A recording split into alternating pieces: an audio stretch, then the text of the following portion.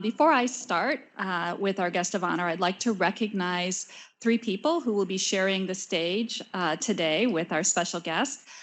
We have Dr. Brian Dixon, who's the interim director of the CBMI.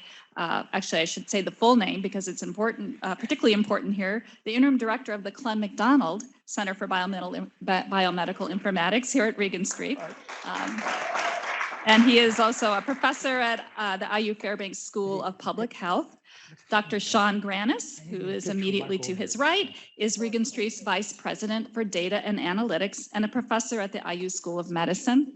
And then finally, Dr. Marjorie Rollins, here in the blue, is Regenstrief's Executive Director of LOINC and Health Data Standards. I also want to acknowledge today that we have a very special guest who's joined us as well in honor of this special event, and that's Dr. Olivier Bodenreiter. And Dr. Bodenreiter, right there in the center, thank you so much for joining us. He's the acting director of the Lister Hills National Center for Biomedical Communications with NLM. We are really delighted to have you here. Thank you so much for making the trip to join us. So we have a special kind of fireside chat where we have everything except for the fire, so you'll have to use your imagination. And we have our three guests facilitating, but clearly the star is our special guest, a great man of science, an educator, and a researcher, Dr. Clem McDonald, who goes by Clem. Even an extended introduction cannot even come close to doing justice to this illustrious scientist's career. So I'm going to attempt to cover some high points. Clem is an IU Distinguished Professor and a medical informatics pioneer. He was honored in 2004 by the American College of Medical Informatics with that organization's highest recognition, the Morris F. Collin Award, which is not given often and is for lifetime achievement in the field of medical informatics. Clem started his relationship with Regenstrief in the 1970s and served as Regenstrief Institute's co-director and director from 1990 to 2006, a position that today is the president and CEO role. He started here at Regenstrief Institute with some forward-thinking concepts that are still profoundly influential and are just one part of his very large legacy. In 1972, Clem created the Regenstrief Medical Record System, which has been credited as the first electronic medical record ever, just fairly phenomenal where you consider where we're at 50 years later. As Clem prophesied, electronic medical records, a revolutionary concept 5 decades ago, would improve the decision-making process for clinicians and ultimately influence patient care. A version of this electronic medical record was still operational through 2016. Founded in 1994, the logical observation identifiers, names, and codes, also known as LOINC, is another part of Clem's legacy. And in 1997, Clem was the force behind the launch of what is now known as the Indiana Network for Patient Care. This data repository was the catalyst for the founding of the Indiana Health Information Exchange, also known as IHI. In conclusion, I'm going to share some words about Clem from some of his peers during his time here at Regenstrief Institute. When Dr. Joe Malman first saw Clem, he reportedly thought he was looking at an adolescent Albert Einstein, replete with long hair. And at least the association with genius when he first saw Clem turned out, as Joe said, to be prophetic. Dr. Bill Tierney said, where others struggled to think outside the box, Clem saw no box. Like most geniuses, Clem had his somewhat odd and endearing behaviors. If it weren't for Oreos, milk, and Diet Pepsi, which apparently is now Diet Coke, he would have died of starvation or dehydration. In his years since his time at Regenstrief, Clem has served as the director of the Lister Hill National Center for Biomedical Communications and the scientific director of the intramural research program under that center. He is currently the Chief Health Data Standards Officer for the National Institutes of Health National Library of Medicine. It is finally my great pleasure to introduce to you today one of the towering figures in informatics, Regenstrief Institute's own Dr. Clem McDonald.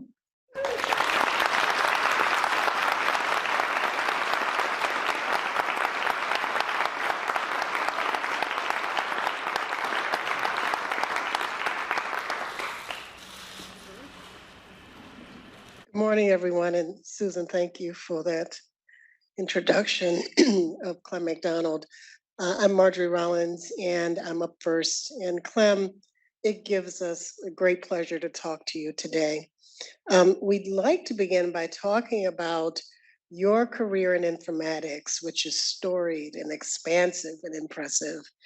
And the question that we pose to you is, how did your career path lead you to Regenstrief as its director, as a director of CBMI, and as the founder of LOINC?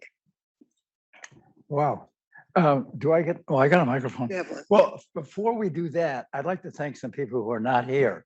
Joe Mamlin, who said he'd go to the mat for me, if I had any problems. He says he never got off the mat in 20 years and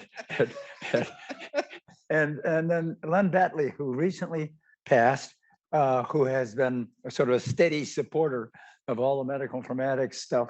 And it takes a village. The village is mostly here. And I thank you all for the support over the years, in many different ways. So anyway, that's all I got for now. So how did your career path lead you to Regenstrief as its director of CBMI, and founder of LOINC? I don't know if there was a director at BMI when I first got here. I was just here, and let's see, I got here because of Joe Mamlin. Joe Mamlin, met me at the airport, and he said, I said, well, what do you want? He says, I want whatever is best for Clem. I mean, he was such a sweet talker. I said, oh, hey, man, I like that. We'll do that. So that's Joe really is the one who drew me here.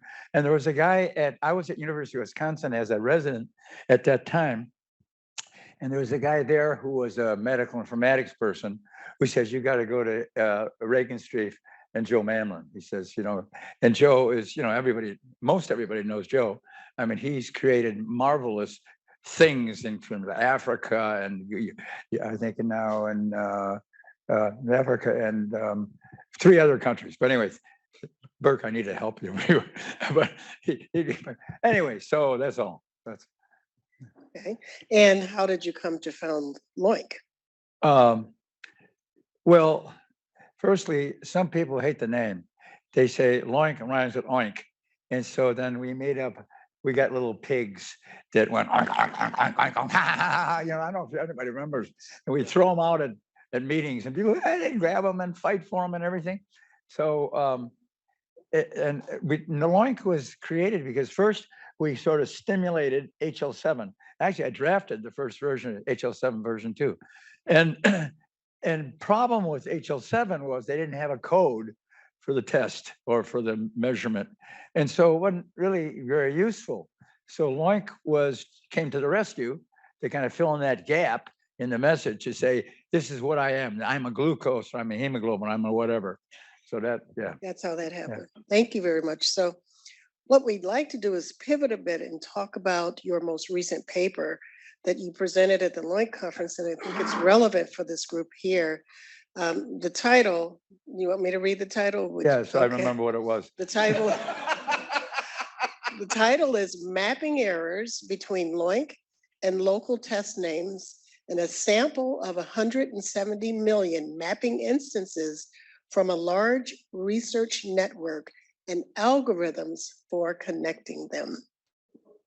So can you summarize the paper and then tell us why it was important for you to write it? Okay, the summary is a very good paper and it got rave reviews.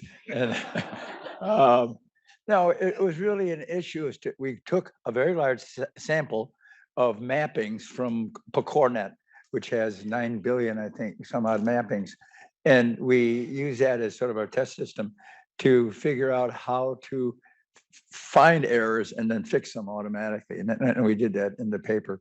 But, these things aren't nearly as important as the people. And you guys are the people. I can't express too strongly how I'm almost going to start crying, in a few minutes, about how nice this is.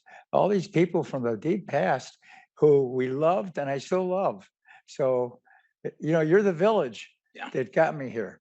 It takes a village. Let me just interject. Clem, I want to speak on behalf of many people here. I know back when informatics, nobody knew what it was. There were a lot of people in healthcare trying to figure out, they love technology, but they didn't have a home.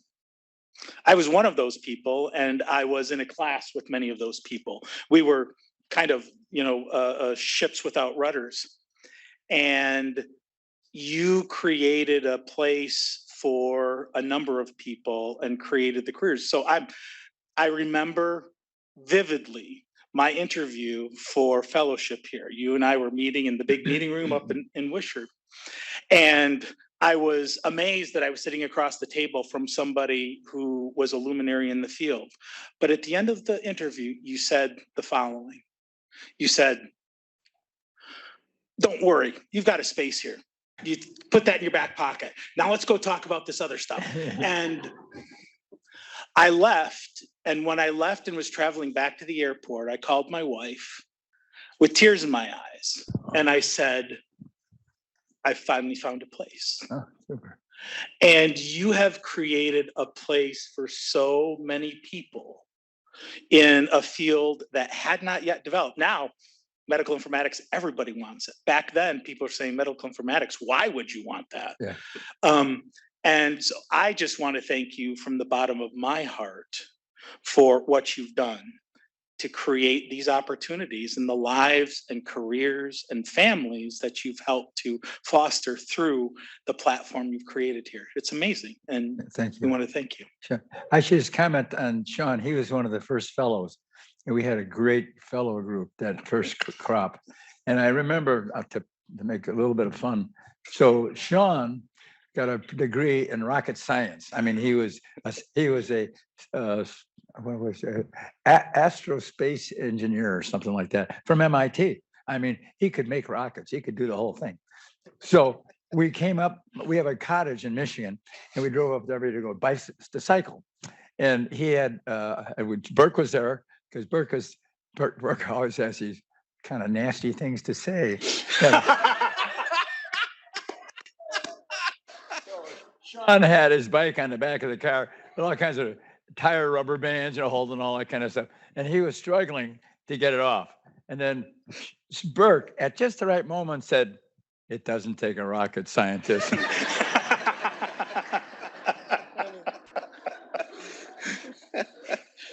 Yeah. It's good timing. Yeah.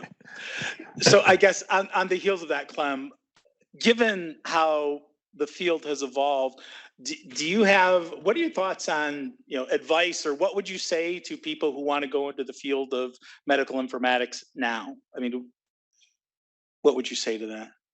Good idea, bad idea? That's a good question. It's competitive now. So I don't know whether there's plenty of jobs. So Thank God it wasn't competitive back then. Sorry. Best crop, we had the best crop of fellows. You and Burke and Shaun Thomas is back there. Yeah, Shaun. He's here? Yeah. Shaun, hey, how you doing, buddy? Yeah. So we really had a good crop. And I remember we all went up to Michigan, and that's where you had the trouble, with being a rocket scientist. So Brian, do you have a question you'd like to? Yeah. So I guess, could you talk a little bit about, since you're clearly in the mood to reflect on kind of past things, thinking about your time as director of CBMI, what were some of your fondest memories here at Regenstrief? Well, let me clarify. There was no CBMI when I was here. It was just whatever it was. I think Regenstrief was all informatics, wasn't it? I mean, that's the only thing we did back then. And I don't remember the organizational structures and how important they were. I just remember the people and what we got done, and we had good people and we got a lot done. So what was the question again? What were some of your other fond memories? You talked a little bit about the trip to Michigan. What were some of the other memories you remember? Well, this is earlier. So we had a connection with Purdue. Purdue had and ran our computer. And there was a bunch of crazy engineers up there who had no idea about how you might want to keep things running for a medical thing. And so they would turn it on and off whenever they pleased. And they were crazy guys. And they said, you don't have to spend $1,200 on a CRT terminal. We'll make one for you. And so laid out on the table were all these capacitors, 50,000 volts. Don't worry about touching it, but it's really cheap. This is a really good deal. Anyway, yeah, it was the various wild times. So did you have another question, Shaun? Because we might want to also, I think you want to ask Mark Overhitch. I do. Yes. I want to ask him what he thinks. No. Yes. Yeah, go ahead and ask Mark your question. I have a question for Mark. Yeah, you said you did. You know, I'm not a very good person, you know, on the stage to ask questions, but Mark was sort of an on and off again fellow. Do you want to talk about that? Well, Mark, and he did all kinds of things around that time. I think he got an MBA. He got a job at another place, and he came back and everything. You want to? well, first, Mark, why don't you sort of introduce yourself to those of us that may not know you? Mark was a perfect fellow. I mean, perfect candidate, this fellow, but he didn't. He kind of vacillated a little bit about it. But I mean, he had all these degrees, and he had all this, you know, energy, and he loved computers. So, what more could you want, you know? So, hi everybody, Mark Overhitch. I was here for a long time and then did a brief stint at some other places, and glad to be back here with all of you today. But no, and I think what we should just talk about David Dubrowski. I don't think we should talk about me being a flighty fellow. We got to talk about David. But it's deflect, right? It's always deflect. But no, I think, you know, much as Shaun said, I think, you know, and Clem, I don't know if you remember this, but when I was early in my MD PhD program, I came and visited, and we were standing in the computer room in the 5th floor at the old building. And basically what I took away from the meeting, unlike Shaun, was come back in 5 years when you can spend 100% effort and spend a long time with me. And it was right. That was the right thing. There's a lot. It's that 10,000 hours, you know, and even more true, I think, in this field of understanding medicine and understanding computers and understanding, more importantly, the data and the informatics principles. So as usual, sound advice. But you know, and I think this just goes back, you know, why you think there's other things to go explore that are interesting and exciting, and they are, but then you go, this is, you know, this is the stuff that's exciting and passionate. And I'd say, you know, at the end of the day, what am I doing today? I'm doing clinical decision support, data standardization. It's all the same stuff. So it's really exciting to be able to build on that and take all the things that you taught me and others. But the other thing I want to, and this wasn't part of the question, but I'm going to put it in anyway. You know, we haven't talked here today about the clinician club, and that's perhaps what I remember the most in some ways is you know, 7:30 at night I'd be working on something, and I'd run down to the ED, and Clem would be staffing, and I'd grab him and be, I got this crazy idea, and he, you know, talk me through it or whatever, or sitting in clinic, you know, practicing side by side, seeing patients. And I think that's one of the things that people sometimes forget is that much as Joe was an exemplary clinician, you know, Clem is an exemplary clinician and cared for not just the people that he took care of, but also the staff. So my question back to you, Clem, is tell them about the importance of turkeys in clinic. Turkeys? I remember vividly every year you bought the staff turkeys for the holidays. That was something you did for years and years and years. And I remember thinking about that as, for me. Well, of course you have to be, but it's just one of the many ways you took care of people. And you know, I think that all of us felt that care and love. Well, she thought it was a good symbol because she thought I was a turkey sometimes.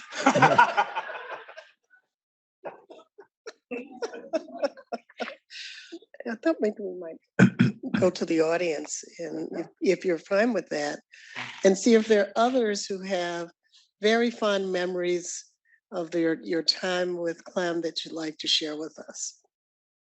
There's lots of you here in the room. Burke, you've got a story. But he can't tell us. I'll get in trouble. No. No, he's always got a story. Yeah, he does. Nicole, About an acoustic couplet. I don't know, like what's the Clem story? It's like saying, can you recite 20 years of your life or 30 years of your life? I mean, when it comes to clinical, I remember talking to a resident who was working with you in clinic, and he said, Clem will do the weirdest things. He'll give some patient will come with these weird symptoms. He'll give them a combination of take this, breath mint and this drug that we would never use for that condition. And the patient comes back and they're all better. And and they were like, he hacks medicine like he hacks computers. There's everything from Clem's writing.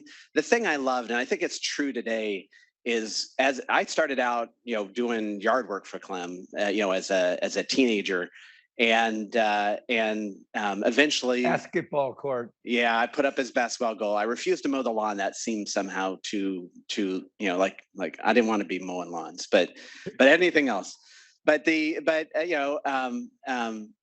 Clem, the thing I loved about working with Clem is he would come in, he'd have these brilliant ideas, and he would sit down and describe them to me, and he'd always draw a box. It was always a box. It was the same box, but it was whatever the invention was or the idea was, it was that box. And then a lot of scribbling that was just undecipherable, unless you took it to Mary Jane. But he would in 20, 30 minutes, get the idea of here's what we need to do, share it with me enough that I kind of knew the basic idea of what we had to do. Let me go to town and start working on it. But the thing that Clem always did, he'd swing back around a couple of days later. How's it going? Show me what you got. And we do a little bit of trajectory. He could see where I was headed with it and kind of course correct me. And that was Agile, decades before Agile became a thing. And I still look back to that as being the real right way to try to do development in this kind of space is get out of people's way, but just help hack in the right direction. And there's, when I think of Clem, I think of this white hair zipping, because we didn't have walls in the old Regenstrief. We had partitions, and you see this white hair going by, and you hear the keys going. That's when Jill and Jeff and I knew when to switch our games off. And so it was always very helpful that he always had keys or coins or something. But yeah, so many. I don't know. I could go on and on and on with Clem stories. So. Anyway, what about Clem font? Yeah, Clem font was it was something I after years of trying to decipher and understand Clem's handwriting, I got this idea because I think Jill was playing with a font editor at some point, and she's always the artistic one, and I thought, well, that's a neat idea. I wonder if I could do that with Clem's handwriting. And so I took Clem's handwriting and I looked at each letter and essentially got the kind of average for each one and put it into a font, made a true type font that was Clem's handwriting. It was way too organized. It was it came out in straight lines, which was, I couldn't fix that. But it was amazing to actually, you could switch the computer to show Clem font. So we took we took the medical record and we switched it to Clem font. And we all had a good laugh, but we all looked at each other and thought, yeah, we can't give this as an option because patients will die if we use this. I thought you did. Oh, no. Yeah, we had a lot of fun in the days. We would have one of Clem's brainchild was pizza meetings with developers, and with the residents. So you can always attract residents with food, and Clem knew that, and so he'd get maybe it was turkeys in clinic, but for the Gopher it was weekly pizza meetings, and that would bring all the residents who were working in the hospital to come and talk about the system, and we could tell them about what's coming up, answer any questions, and kind of get their feedback on features we were working on. And we got to the point that got common enough that we actually programmed into the system, pick your toppings for next week's pizza. And so people, as they're working in the medical record system, could go in and pick what pizza toppings they wanted. And I think Jill at one point added M&Ms and a couple other things, which were, I do believe one week we actually had a pizza with some M&Ms on it. So That was one of the most important medical record developments, I think, that Yeah. pizza ordering. I mean, those are the things that you see development people trying to emulate or create now is how do you get user-driven development? How do you do this agile stuff? And you know, it just came natural to Clem. Is there someone else? I'm looking at John Hook. You need a microphone? See, here. Here's mine.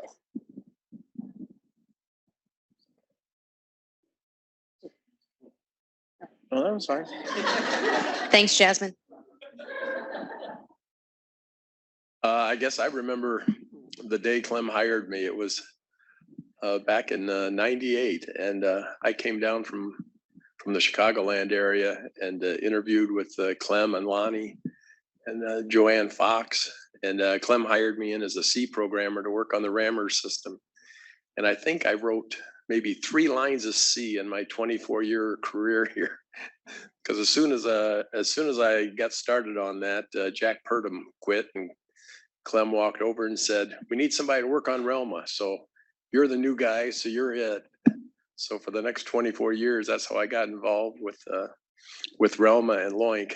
And it was a wonderful time. But one of the things I remember from the early meetings on the old building up on the 5th floor, we'd have these LOINC meetings. And LOINC was probably, I don't know, 30,000 codes, 40,000 codes. But one thing Clem wanted was for everybody that came to have a hard copy printed out. So for like 2 or 3 days before the meeting, we would end up printing reams and reams of LOINC for everybody to browse through on hard copy. And then I guess after the meeting, we collected them and recycled them. But We had the pocket rounds report, which is one of the more popular creatures in the medical record system, because guys would print out on 8.5 by 11 page, 2 pages that would almost summarize their patients with a little bit of a flow sheet and other stuff. And we called it the pocket rounds report. When you folded it in half, it fit perfectly in a white coat pocket. And you see these guys wandering around, you know, and staffing, and let's see this and open it. So it was low tech, Yeah. but it was a good tech, you know. well, and you always had the 3x5 cards in your pocket, right? You never see Clem without a stack of 3x5 note cards in his You gotta pocket. bring the speaker up a little higher. 3x5 no 3x5 note cards in your shirt pocket where you would Yeah, take your notes and keep track. Yeah. I mean, that was your organizer, and it worked well for you all Yeah, and those if I years. dropped them, I was screwed.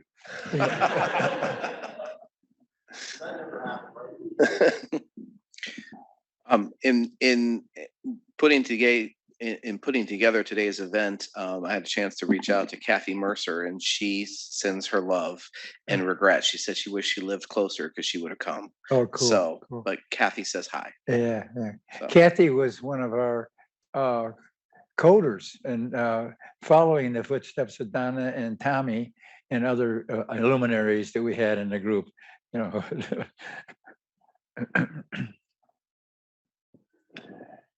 Any other comments or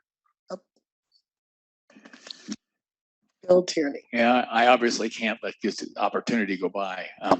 For those who don't know me, I'm Bill Tierney, and I was Clem's second fellow back in 1980, and I won't go into how that happened. But very seldom do you get to meet somebody who creates a field. There are about 8 or 10 people in this country, and maybe that many across the world, who created the field of health informatics, biomedical informatics, and Clem was one. And interestingly, they're like Brazilian soccer players, and that they only have one name. There's Clem. If you say Clem in the informatics world, everybody knows who that is. Clem, Octo, Homer, Warner, Howard, Bill, not me, Bill Stead, Don. Everybody know who these people were. And it's because, and that's unusual. And I think it reflected the fact that they were open people that were just regular people, just had this vision that health is an information business. And we were terrible at managing, and we were getting overwhelmed with the data information. And they knew computers were coming, and they wanted to get ahead of that wave. And they created something that is, you know, it's still in its rough startup phase, but very few people there were some that created something that never existed in the world before, and Clem was one of them. And I'm not going to regale you with stories we never get out of here. The one thing that I think it goes unappreciated is the fact that the INPC, the Indiana Health Information Exchange, is unique in the world. And that it connects essentially every hospital and associated health system in the state of Indiana, every lab, every pharmacy into a single network that you can sit down in any one of these places and see your data for your patient, no matter where it was from, a virtual medical record of the patient, no matter where they come from. When I went to Texas, it's the dark ages. They call it the Silicon Hills. Now, it's the dark ages. That the outpatient system of a hospital didn't see the inpatient system didn't see the outpatient system of the same health system. You had to call and you got a fax to this day.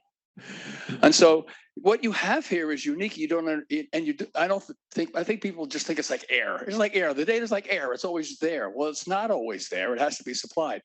The reason why it's there is because, by 1986, Clem was done creating all the things he's going to create here. He had computer order entry, he had note writing, he had all the medical record system running Wishart Hospital. He's done. From that time, the system created very few new things, improvements upon what they had, but very few new things. But when our patient went to Riley Hospital, because Wishart Hospital didn't have a NICU, there were no data. Right? It was right across the street. One of our patients went to IU Hospital to get cardiovascular surgery because we didn't have a CV surgery unit here. They arrived with no information. They came back with no information. And Clem said, well, that's crazy. And so he went to the university hospital system and said, we're going to create a Regenstrief medical record for you. All you have to do is give us access to your systems. And he convinced them and they said yes.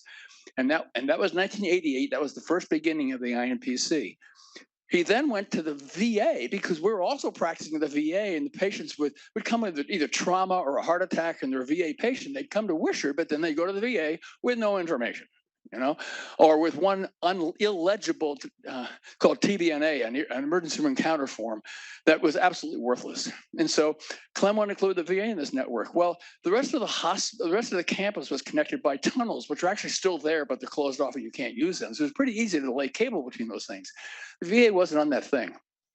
So Clem paid to dig a trench between here and the VA to lay cable down, right? And that's how the VA got connected to the network. That was before the internet. That was 1989, all right? When the internet came, that's how the VA was connected to the internet, with a single cable that went into the clinical lab in the Wishart laboratory. And about once every 6 months, somebody would go over there and say, what's this? And unplug it, and the whole VA would go dark. But then, that's me. Sorry, my butt's ringing. But the most impressive thing was that Clem then went to Methodist Hospital. And back then, none of you appreciate it. They were the enemy. They were the stalwart enemy of the medical center because they were the downtown medical provider that competed with the university for patients. And they hated us, literally hated us. And Clem went over there and convinced them to join this network. And he did that by showing them that more than half the time when somebody showed up in the ER, there was relevant data in our system on that patient. And Clem said, I'll pay for it. He had funding from the Regenstrief Foundation, allowed him just to suck up the cost of doing this. And that worked. And when that worked, then Community East wanted in, and St. Francis wanted in, and St. Vincent wanted in. And by 1995, had the core 7 hospitals of the INPC. And then this is the kind of like the early cosmology, went to the expansion phase of hospitals buying other hospitals, et cetera. And, look around by 2001, there were 40 hospitals in the network. And Mark had to spin off the iHigh to be able to manage it all. But it was Clem convincing people that they needed to cooperate with something, and convinced people who hated him to do it. And I don't know how you did that, Clem, and maybe I'm making all this stuff up and it's all mythology, but it happened, and it's unique in the world. If you go into Texas, we tried this in Texas. If somebody goes in the room and there's people from another health system in the room, they'll get up and leave. They won't even sit in the same room with each other. And the CEOs of the health systems get together every month for the IHI Board of Directors meeting and talk about how can we make healthcare better in Indiana, and we're going to cooperate on quality and safety and compete on services. It doesn't exist anywhere else, but Clem was the one that convened them.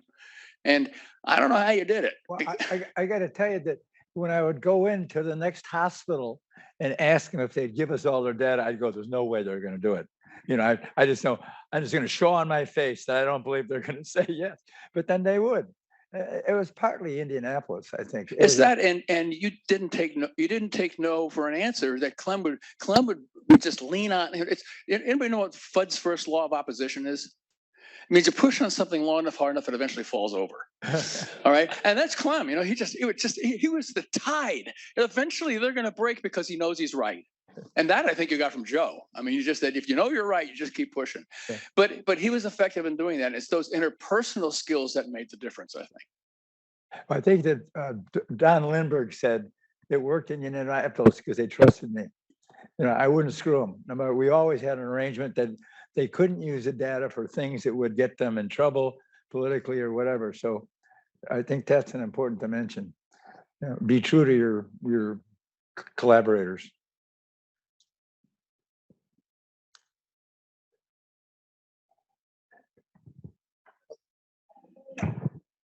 Here.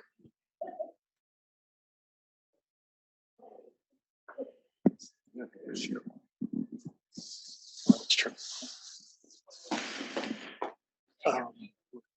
So this will be quick. I just wanted to say it's really cool to me how much technology has changed over the years. When I started in 1985, I think it was, we had 4 PCs in a clinic. They had 5 megabyte hard drives, 128K of RAM, and they were connected to our VACs with an RS-232 cable. The geeks know what I'm talking about. There was like no internet. There was none of that stuff. And then we've got the internet, and I mean, it's amazing how much healthcare has changed with medical records and everything that Clem has spearheaded.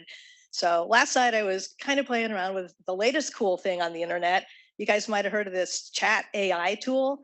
It's an artificial intelligence tool that's free to the public to use, and it will write essays. Kids are using it to do their homework. It'll answer questions about anything, and it will write poems. So here's what I asked it to do last night.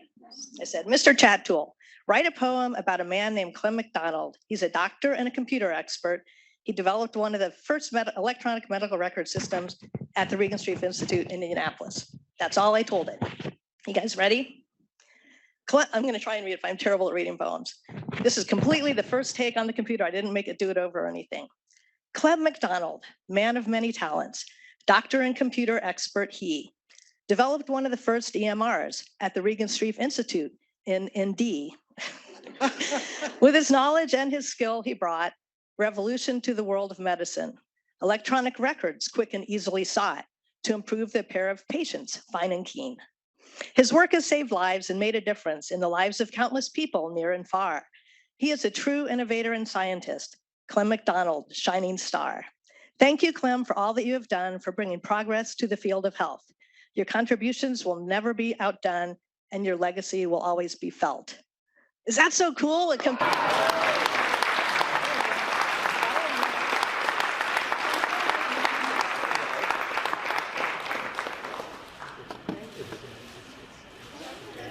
Thank you for that. Brian, over to you. Sure. Well, before we wrap up, I'd like to pivot to get your thoughts kind of on the stuff you're working on at NLM and kind of where you see things going, you know, given you always had an insight as to what was coming next. So what do you see as some of the key things for the field that maybe we at Regenstrief should pay attention to?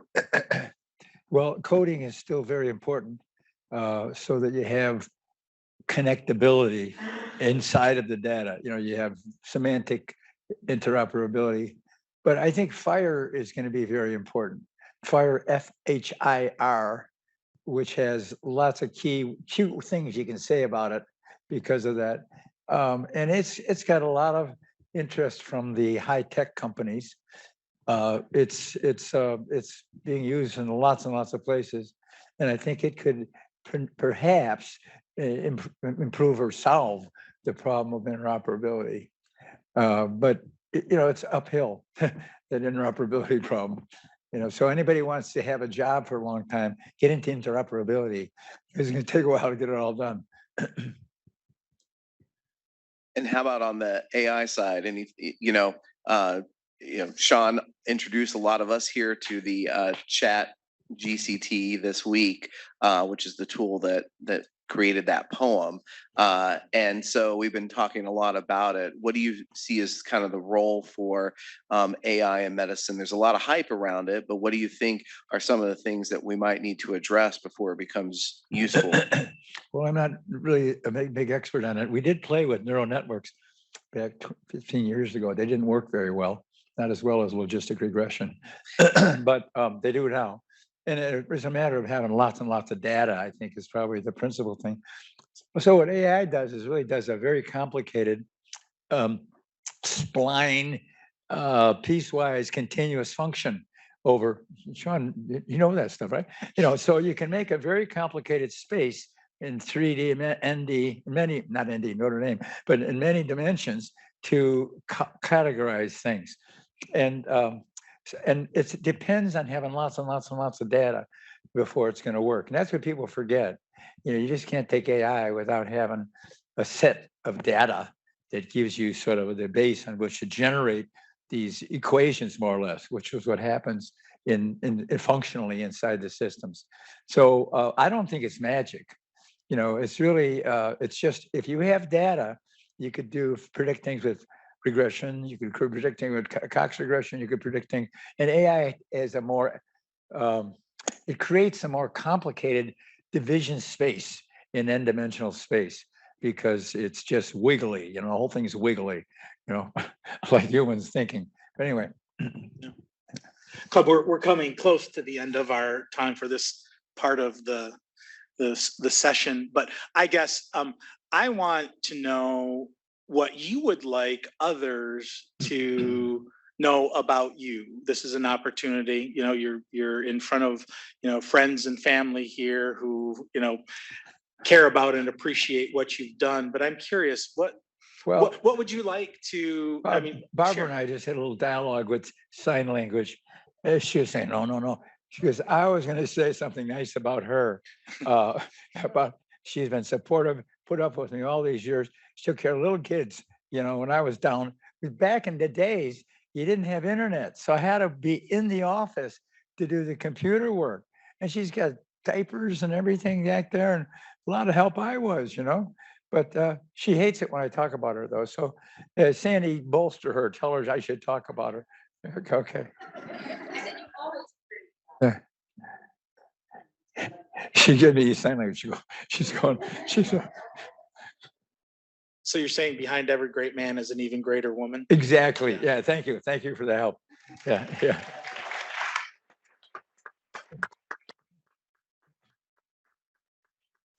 Well, actually, there's a whole lineup of women. I think sometimes. Well, that's not. I won't go there. But Barbara and Sandy and Joanne and Mary Jane and they were my. I love those women. Now it sounds wrong because and all that stuff today, but this and that. But I do, and they really helped. All together they helped. But Barbara was my staunchest defender on everything, and she keeps going, no. She Great, excellent. Well, do we want to transition to? We can, or do you have any final? No, I don't have any other questions. So we'll move on to the next part. So yeah. Oh yeah, I forgot we do have online people. So we would be remiss if we did not see if there were any online comments. Yeah, go ahead, Burke. Okay. Oh. I'm opening my text now. This internet thing. If you get the chance, ask him where he thinks healthcare in the U.S. is headed, and how will health informatics impact that future. Is that Paul Dexter? Paul B. Okay. All right. Yeah. Who's that from? Paul Beyondich. Oh. Well, I think we always look for magic in many human endeavors, and there is no magic. Healthcare is extremely complicated, and I think more data will help, and so more informatics will help, but there's no magic. It's extremely complicated. So many different variations in people and the way they express things and all the rest. So I think it's always going to be a intense human interaction in healthcare. And I'm not envisioning, but I'd love to be wrong. The AI is going to say, you come into the doctor and the AI machine is going to say things like Orville's thing just did, like you got this disease and we're going to cure you tomorrow. But so I think it's going to be uphill. Plus the fact humans are almost designed to break down. I mean, if you had them, if they never broke down, there'd be no room, on the earth anywhere, right? I don't like to look forward to that myself, speaking of breaking down, but Great. Very good. So this part of the discussion, I'm gonna bring to a close because we have a special presentation. So and Clem knows nothing about this, so this will be fun. So I'm gonna ask Shaun and Marjorie to help me out. But it is, We're holding you. yeah, you're holding, oh, yeah. It's my distinct honor and pleasure as the interim director for the Clem McDonald Center for Biomedical Informatics to present a special award to Clem. Clem, based on your immense contributions to Regenstrief, the IU School of Medicine, the IUPY campus, the field of biomedical informatics, especially your advocacy for global healthcare standards and interoperability, and most importantly, the health of Hoosiers. The governor of Indiana has named you a Sagamore of the Wabash. Wow. This certificate reads, whereas he has endeared himself to the citizens of Indiana, one Clem McDonald, distinguished by his humanity of living, his loyalty of friendship, his wisdom in counsel, and his inspiration of leadership. Now, therefore, recognizing his greatness and desiring to avail myself of his counsel, I, and this is the governor talking, not me, do hereby name him a chieftain upon my staff with the rank and title of Sagamore of the Wabash. Whatever that is. Well,